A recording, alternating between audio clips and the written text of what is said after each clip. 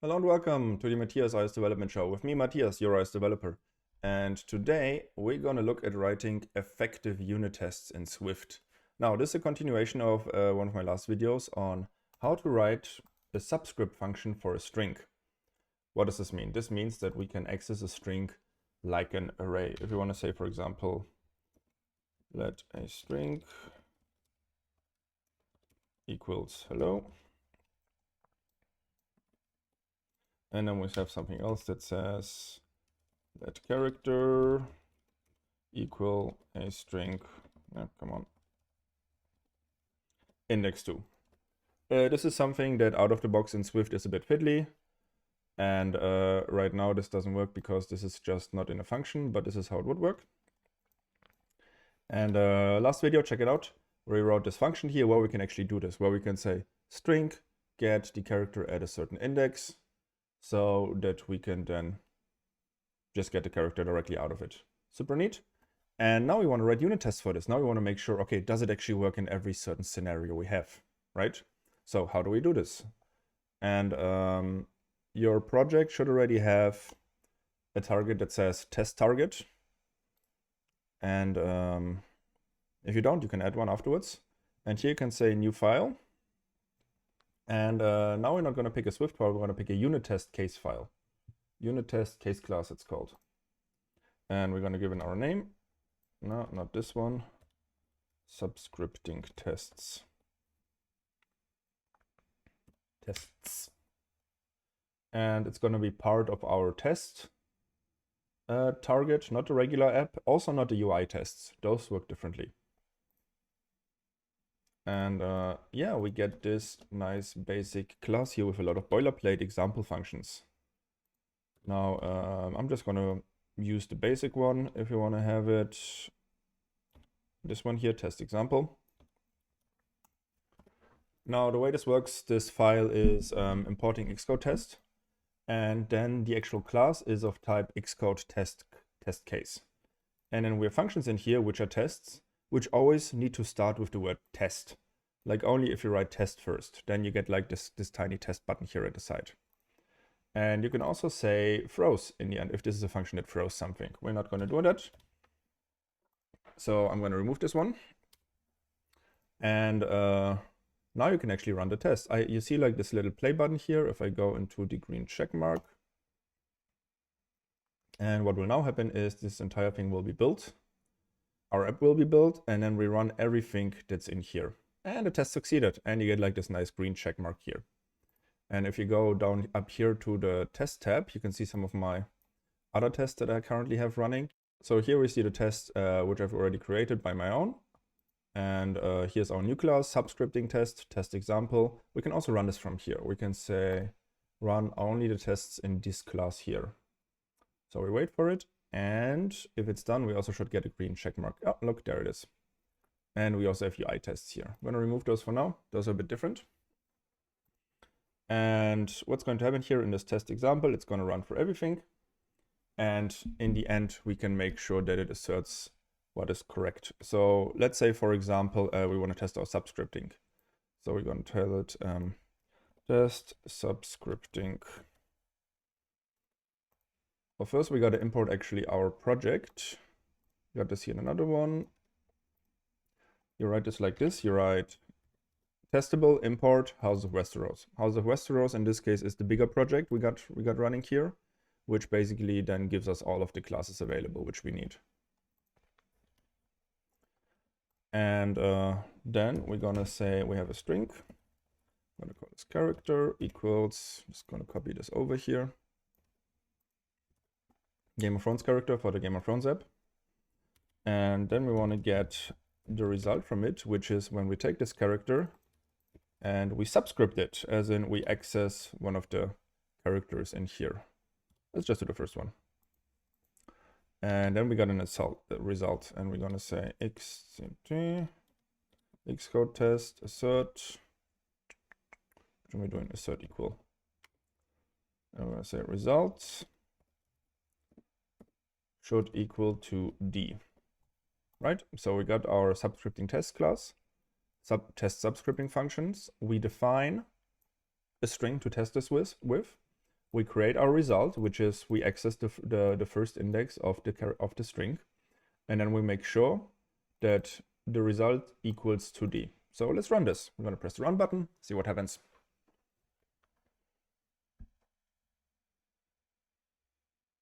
And it succeeded. Nice. So when we call character 0, we actually get the D out. So if we're going to change this and we're going to say, oh, the result should equal to E, then what's going to happen is this test is going to fail.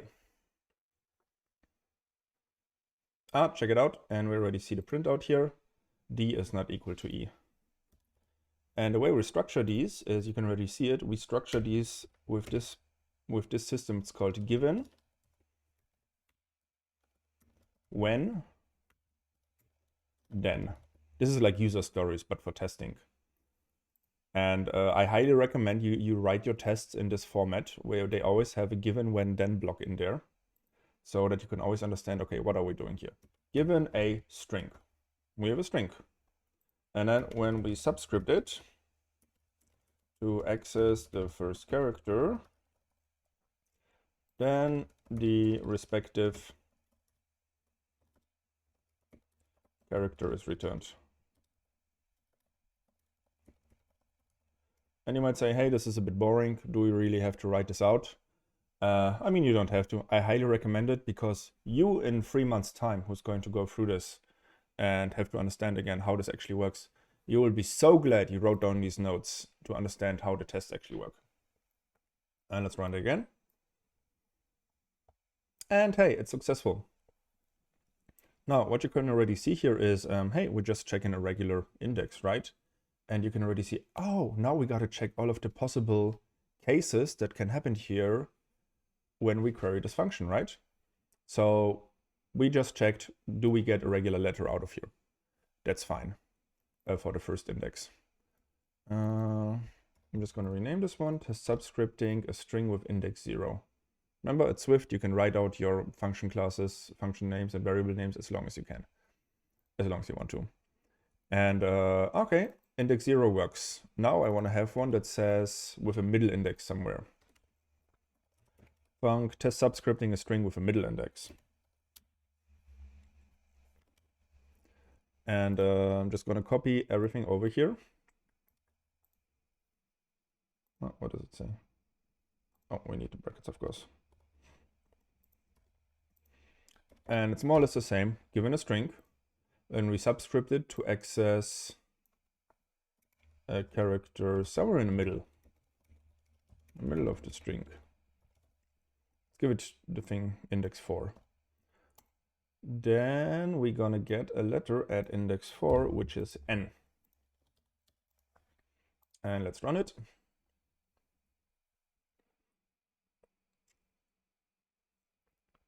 Hey, and it works. Now, what we want at the end is always, you want to run xct assert equal, right? Xct assert something. And there's actually variants of this. So you can say xct assert, and you get like all of the options here. Always make this as written out through the asserts as possible. So you can say something should be true, something should be nil, something should be false. If, for example, in a function, the return should be false or negative, then you can say assert false. This is happening. And no throw, you got lots of options here you can do. And what you don't want to do is write your own expressions in here. So I'm just going to create a random function here. You don't want to say something like this: assert true, func equals true. That's really not necessary. You can just write assert true, and then whatever you call in here should be true. The same way we say assert equal result to n, and we don't say assert equal result equals n. Now this will get the same result. This will still work fine, but this makes your code more prone to errors or other things where you have to check two things, because first you have to check, okay, does this assert to true? And then you got to parse mentally again the actual condition you wrote in here, instead of just saying assert equal, this one equals to this one. So always use this. Now, what else can we do here, right? And do this with a MaxIndex is a good idea. So always the edge cases. Edge cases in this case means middle index is fine, something in the middle. Edge case, like the thing that's at the edges of the selection. So the 0th index, we had this one here at 0. And now we want to do this one at the latest selection. So we're gonna subscripting a string from MaxIndex, the same. When we subscript to access a character,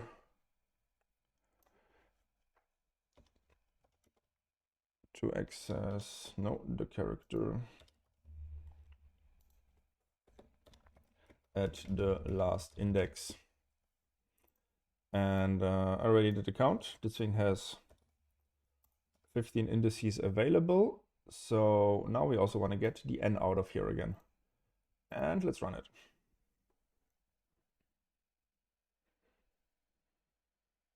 And it succeeds. Nice. Now we want to go one step above. Remember, we want to have the edges. So we just had the last letter here given out. Now we want, okay, what happens when we go one step above this, when the index is out of bounds? So let's just copy this one over here. Remember to always adapt your comments as well. This happens very easily. MaxIndex +1. And we use the same string again. And I'm just going to copy my comment here from my notes. When we subscript it to access a character with an index 1 higher than the last index. So 15 had before, now we're going to ask, say 16. And the way we've written our function here is in the last video, go check it out, is hey, if the index is higher or equals to the count, like if it's out of bounds in that area, we will get an empty string back. So we can assert that the result equals to an empty string. Let's run it.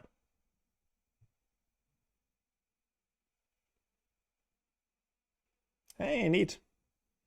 Okay, what else can we do? And let's just do a function where the index is wildly out of bounds.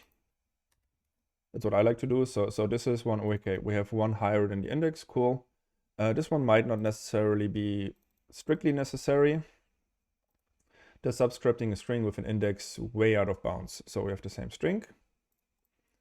And now we want to subscript it with an index that is considerably longer than the string. You know, this is not an off by one error. So I think this actually is a good idea. So we're going to say index 99. And then an empty string is returned. Speaking of which, we forgot to update the comment here, not the command, yeah, the comment here. This one also should, of course, return an empty string. So character index 99 when it's only 16 letters long. Let's call it.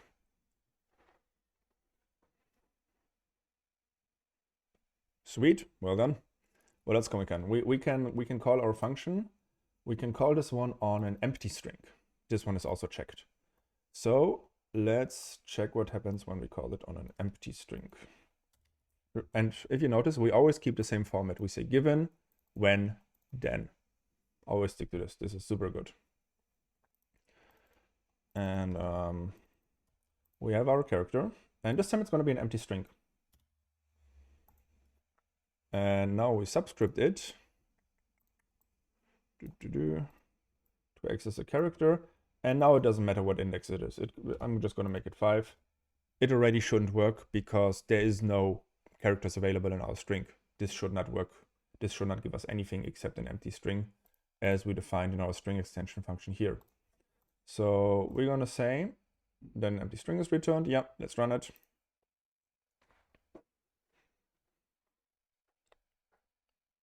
And we get our empty string. And of course, you can also, double check that it works. Like if you give like any other result in, it'll of course not happen. And this test here will fail. Oh, there we go. So it's got to be an empty string. And I want to do one more, which is, namely, we're checking if the string is empty.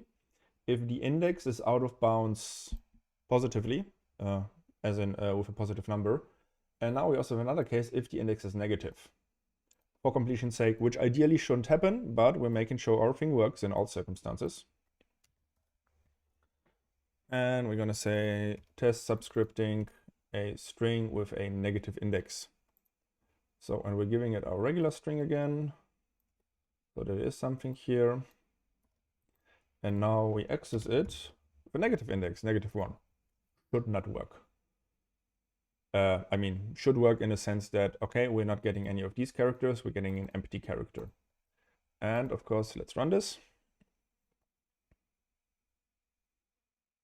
Hey, well done. And if you look at our, this was a very short function here for the subscripting. And now if you look at our tests, which we just wrote, we now have, we can see this 1, 2, 3, now make this a bit wider. 1, 2, 3, 4, 5, 6, 7 tests, which test 7 kind of scenarios we have here. We can just run them all again to make sure that they go. And now we know, hey, this is good. And actually a lot of these cases, which we have here in the extension, you can find those while writing the test itself.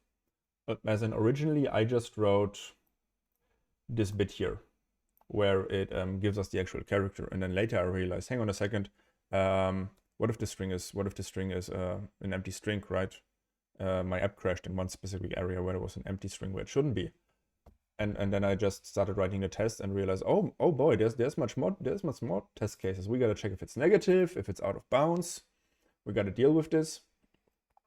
And in my specific case, all of the subscript function was give us the subscript at always like the 6th index. So in that case, it would always work, except in very, very specific circumstances. And yeah, that is how you write effective unit tests for very simple classes. Thank you so much for watching. Don't forget to like and subscribe, and also follow me on Twitter. I'm Matthias_code, and I will see you next time.